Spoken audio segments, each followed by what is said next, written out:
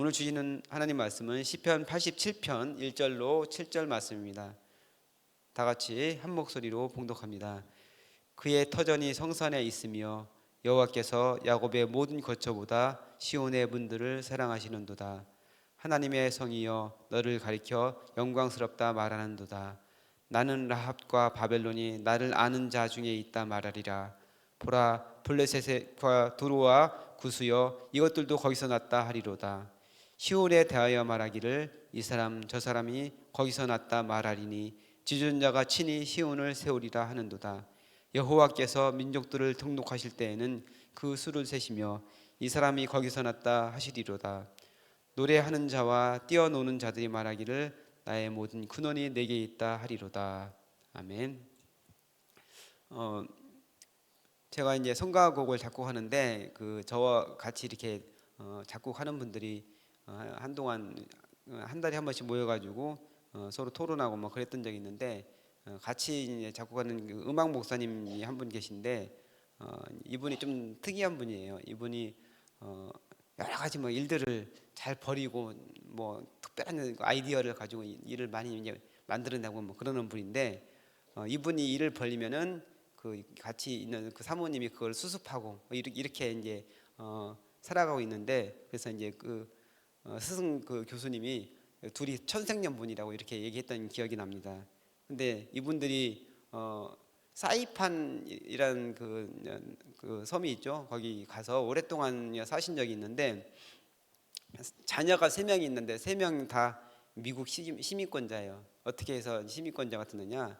다 사이판에 가가지고 아기를 낳은 거예요. 그러니까 우리나라에 있다가도 아기 낳을 때쯤 되면은 사이판 가서 아기를 낳고 그래가지고 셋 다 미국 시민권자가 됐습니다. 그러니까 일부러 자녀를 시민권자를 만들기 위해서 사이판에 가서 아기를 낳은 거죠. 우리나라에서 외국 사람이 들어와서 아이를 낳았다고 하더라도 우리나라 이제 국적을 가지는 게 아니잖아요. 근데 이제 미국 같은 경우는 출생지주의 그 원칙을 가지고 있기 때문에 태어나는 그 미국 영토 안에서 태어나면 그 사람이 이제 시민권을 갖게 되는 것이죠. 그러니까 사이판도 미국 자치령에 이제 속해 있기 때문에 사이판에서 태어나는 사람은 미국 사람이 되는 미국 시민권자를 갖게 되는 거예요. 그래서 우리나라 시민권과 미국 시민권 그러니까 이중 국적자를 가지고 있다가 나중에 이제 남자 같은 경우는 20세가 되면 군대를 가야 되기 때문에 선택을 하게 되는 거죠. 어쨌든 어디서 태어났다는 것이 그만큼 이제 중요합니다. 근데 오늘 본문에서 우리가 읽은 본문 중에서 시온에서 태어난다 이런 그 표현이 있는데 이것이 이제 어떤 의미를 갖는지 같이 또 이제 살펴보도록 하겠습니다. 시편 87편은 거기 보면은 고라 자손의 찬송시라고 이렇게 부제가 처음에 이제 붙어 있어요.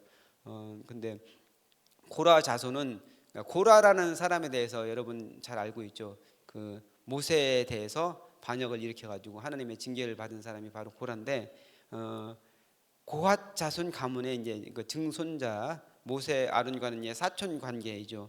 그래서 왜 너네만 하나님과 특별한 관계를 갖고 백성들에게 그렇게 마음대로 하느냐? 우리도 그런 권리가 있다. 이렇게 주장하다가 나중에 이제 하나님께 이제 징계를 받아서 땅이 입을 벌려서 산채로 그 속에 이제 파묻혀서 죽은 그런 사람이죠.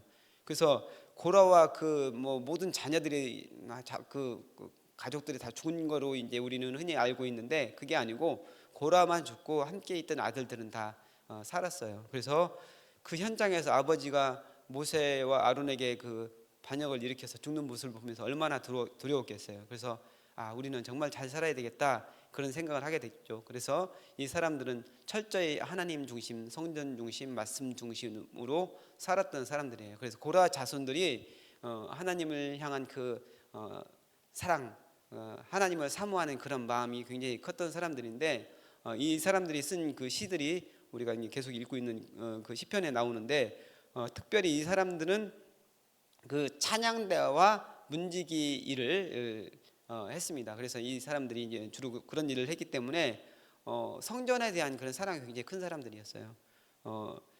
여기서 이 사람 이 중에서 아삽, 헤만, 여두둔 세 사람이 이제 찬양대 지휘자로 이렇게 나오는데 다윗 시대에 그 중에 헤만이라는 사람이 바로 이제 고라 자손이라고 합니다.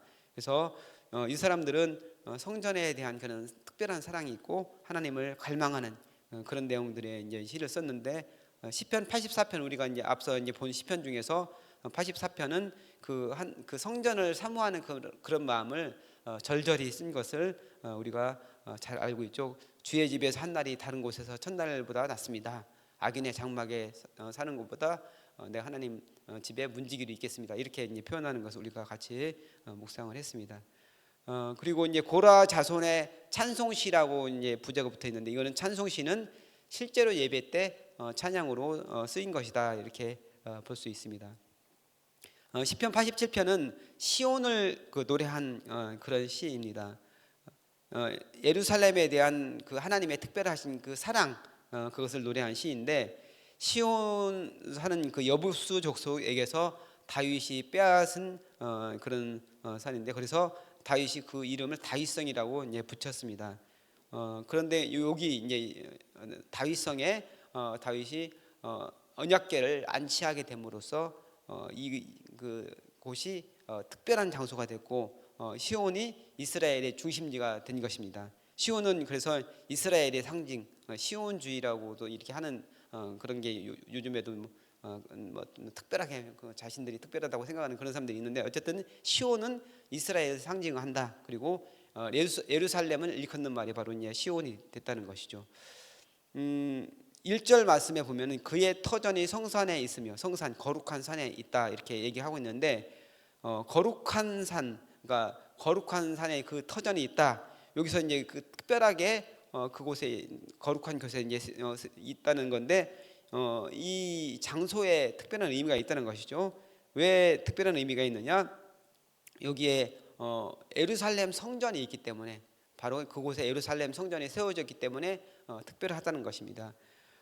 이곳에 과거에 아브라함이 하나님께서 이제 명령을 하셔서 내 사랑하는 독자 아들 이삭을 제물로 바치라 해서 바로 바친 곳에 바로 이 성전에 세워진 그곳입니다. 그래서 이 장소가 특별한 의미를 가지고 있어요. 그리고 또 다윗이 인구 조사를 하잖아요. 하나님 그 자기 마음에 이제 교만한 마음이 일어나고 또 사탄의 충동심에서 인구 조사를 했는데 그것이 하나님께 이제 죄가 되어서 큰 재앙이 있게 되죠. 3일 동안 온 나라에 전염병이 있게 되고 그것으로 인해서 다윗이 너무나 괴로워하는데 그 전염병으로 7만 명이나 되는 사람들이 죽었습니다. 자신이 잘못을 저질렀는데 사람들이 죽는 것을 보면서 너무나 괴로워했는데 나중에 이제 하나님께서 선지자를 통해서 하나님께 제사를 드리라 해서 제사를 드리는데 아라우나라는 사람의 그 타작 마당을 사가지고 하나님께 제사를 드리는데 그 장소가 바로 예루살렘 성전, 그러니까 이삭을 바친 곳 그리고 아라우나의 타작 마당이 바로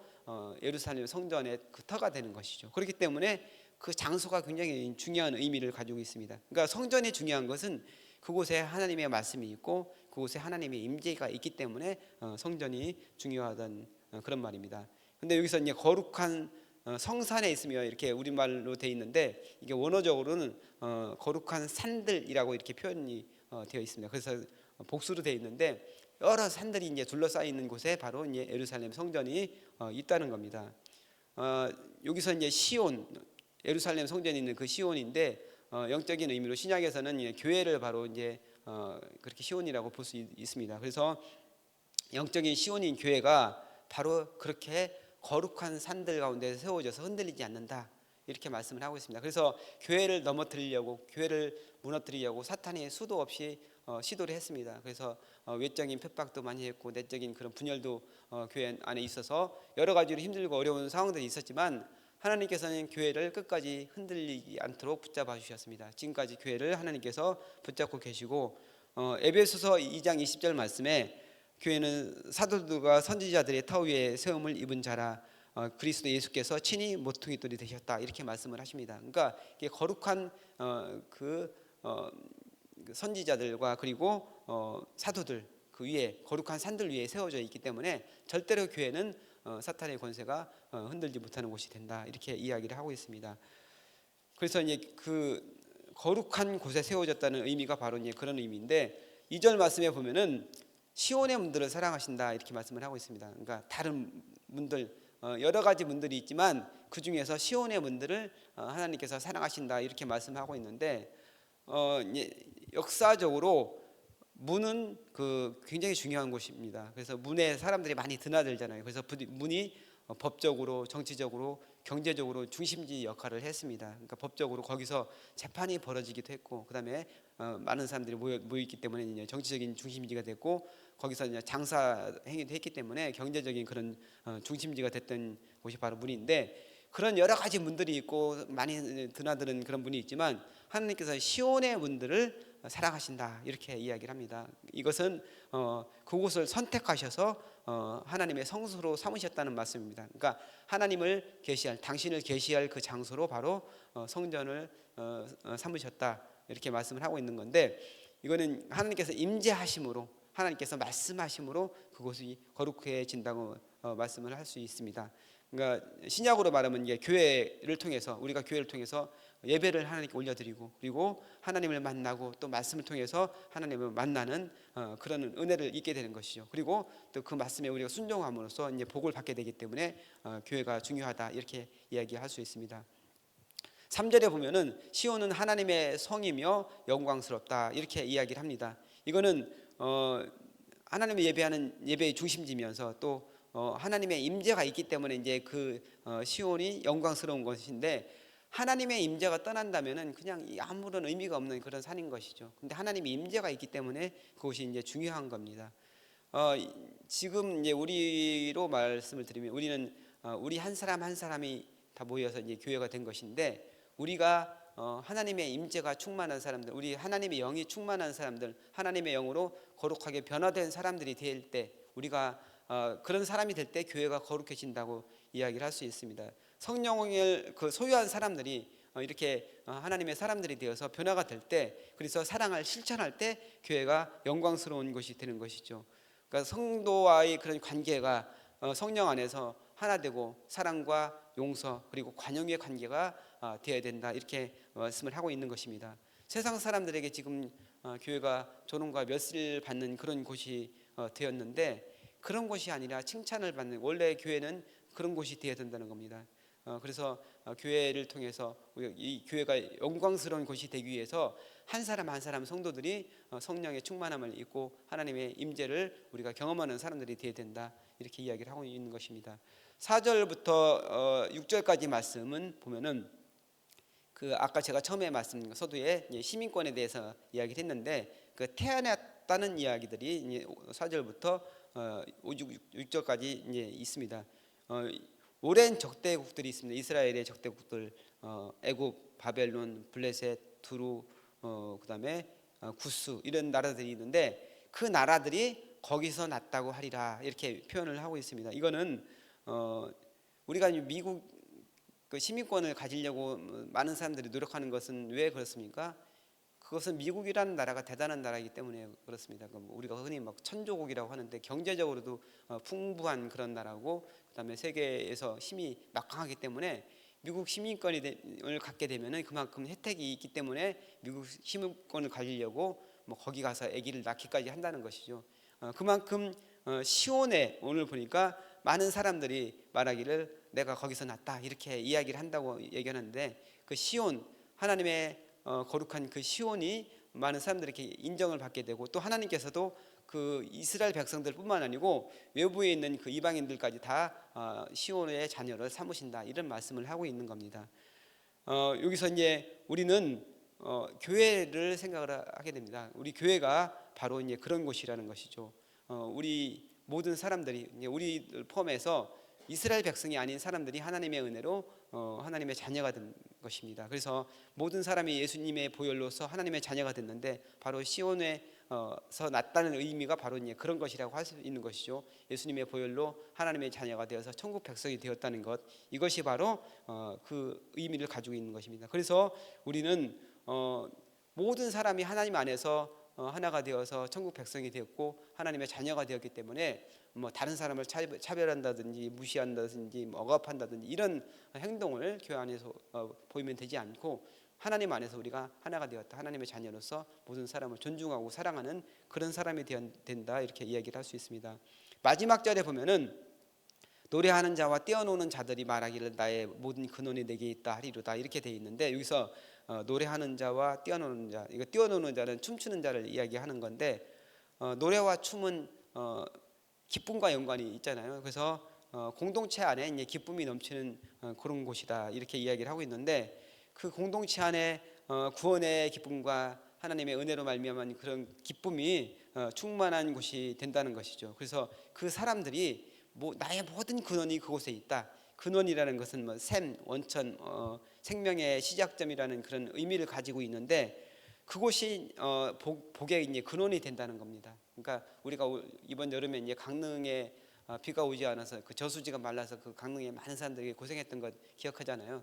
근데 그 저수지가 물이 차고 넘치면은 강릉 시민들이 어려움 없이 살아가는데 거의 저수지가 말라버리면 수돗물도 전수를 해야 되는 거고 여러 가지 어려움을 가지고 있게 되잖아요. 마찬가지로 교회도 마찬가지입니다. 교회에 은혜가 넘치고 저수지가 가득 차서 물이 넘치는 것처럼 성령의 은혜가 넘치고 하나님의 말씀이 넘치고 사랑이 넘치는 은혜가 넘칠 때 그 모든 그 복이 성도들에게 들어간다는 것이죠. 그래서 우리 교회가 하나님 은혜 가운데 정말 그 사랑이 넘치고 그 저수지가 가득 차서 은혜가 넘치는 것처럼 우리 교회가 그런 교회가 되기를 소망합니다. 그래서 주님 사랑 안에서 성령의 임재 안에서 서로 사랑하고 서로 배려하고 서로 존중하고 서로를 위해서 기도하는 그런 공동체, 아름다운 공동체가 되기를 소원합니다.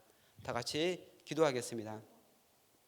살아계신 아버지 하나님, 가장 어두운 역사의 암흑기에도 교회를 지켜주시고 세워주신 것을 기억합니다. 위기에 있는 교회를 붙잡아 주시고 교회가 어두워져 가는 세상에 빛을 비추게 하여 주옵소서. 절망에 빠진 사람, 지치고 고통 중에 부르짖는 자가 교회에 나와서 생명을 얻고 기뻐하며 춤을 추게 하여 주옵소서. 무엇보다 교회에 은혜가 넘치게 하셔서 늘 하나님께 영광을 돌리게 하여 주옵소서. 감사드리며 우리를 구원하신 예수님의 이름으로 기도하옵나이다. 아멘. 이 시간 다음과 같은 기도 제목으로 기도하겠습니다. 지금 들은 말씀이 내 삶으로 이어지게 하옵소서. 동네 세매줄 성경을 통한 말씀 삶 운동이 잘 뿌리내리게 하시고 순장들의 섬김을 통해 각 동네가 든든히 세워지게 하옵소서. 연말까지 진행되는 사역들이 잘 준비되게 하시고 은혜롭고 아름답게 마무리되게 하여 주옵소서. 글로벌 사랑 나눔 사역을 위해서 기도하시는데 캄보디아 티움꾼티어 그리고 몽골 어린이 미가 두 명의 대상자를 위해서 기도해 주시기 바랍니다. 티움꾼티어가 이제 2차 수술을 앞두고 있고 미가가 오늘 11시에 수술을 하게 됩니다. 그래서 여러분 특별히 잘 수술돼서 온전히 치유되고 회복되도록 위해서 기도해 주시기 바랍니다. 성송 심포니 오케스트라 이번 돌아오는 주일에 봉헌창 1부 2부 공연 찬양이 있고 그리고 5시에 정기 연주회가 있는데 은혜 중에 잘 진행되도록 기도해 주시기 바랍니다. 육체와 마음의 질병으로 고통 중에 있는 성도들에게 주님의 치유와 회복의 손길이 임하도록 인도하여 주옵소서. 성도들의 직장과 사업을 축복하시고 자녀들이 입시와 취업에 큰 성취가 있게 하셔서 원하는 곳에 들어가 나라의 지도자로 세워지게 하여 주옵소서. 공동기도문의 기도 제목과 여러 번 가지고 나오신 각자의 기도 제목 따라 기도하시다가 자유롭게 돌아가시기 바랍니다. 하나님 감사합니다.